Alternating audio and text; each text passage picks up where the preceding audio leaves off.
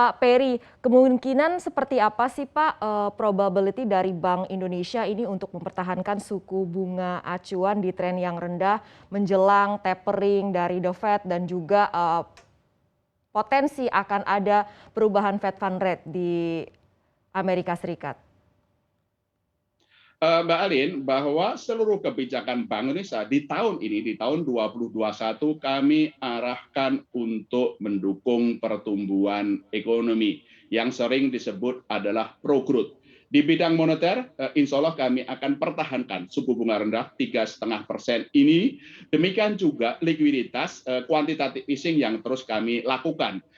Demikian juga relaksasi dari kebijakan makrobudensial, digitalisasi sistem pembayaran, pendalaman pasar keuangan, UMKM, ekonomi keuangan syariah. Semua instrumen bauran kebijakan kami Bank Indonesia untuk pro growth, mendukung pertumbuhan ekonomi bersinergi dengan pemerintah, KSSK, dan berbagai pihak. Pengecualian tentu saja adalah mengenai stabilisasi nilai tukar yang tadi kami sampaikan.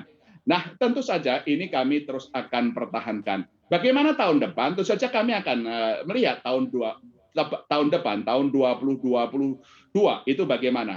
Kita perkirakan bahwa pertumbuhan ekonomi Indonesia akan membaik. Kalau tahun ini 3,5 sampai 4,3%, tahun depan insya Allah bisa naik 4,6 sampai 5,4%. Inflasi juga masih terjaga rendah dalam sasaran 3% plus minus 1, sehingga kami juga insya Allah juga akan mempertahankan itu. Kalaupun ada perubahan-perubahan, kami akan lakukan dengan sangat hati-hati. Mulai dari itu saja pengurangan likuiditas secara bertahap, baru kemudian langkah-langkah kenaikan suku bunga. Tapi itu masih jauh ya, masih jauh.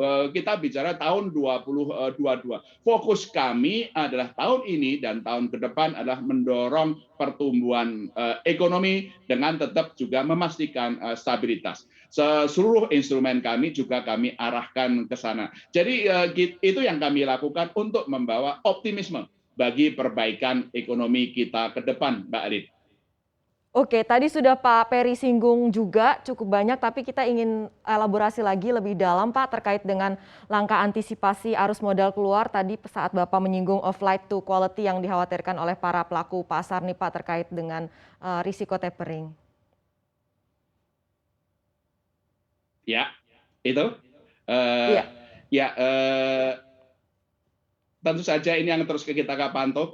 Insya Allah kami terus akan lakukan langkah-langkah stabilisasi itu untuk memastikan stabilitas, dan instrumen-instrumen lain kami akan arahkan untuk mendukung pertumbuhan ekonomi, Mbak Alin. Termasuk juga tahun depan kebijakan makro prudensial kami akan terus pro growth, mendorong pembiayaan ekonomi, digitalisasi sistem pembayaran yang alhamdulillah sebagai bagian dari game changer untuk ekonomi keuangan digital kita, termasuk untuk inklusi ekonomi keuangan, demikian juga pendalaman pasar uang, dan juga untuk UMKM dan ekonomi keuangan syariah, Mbak Erin.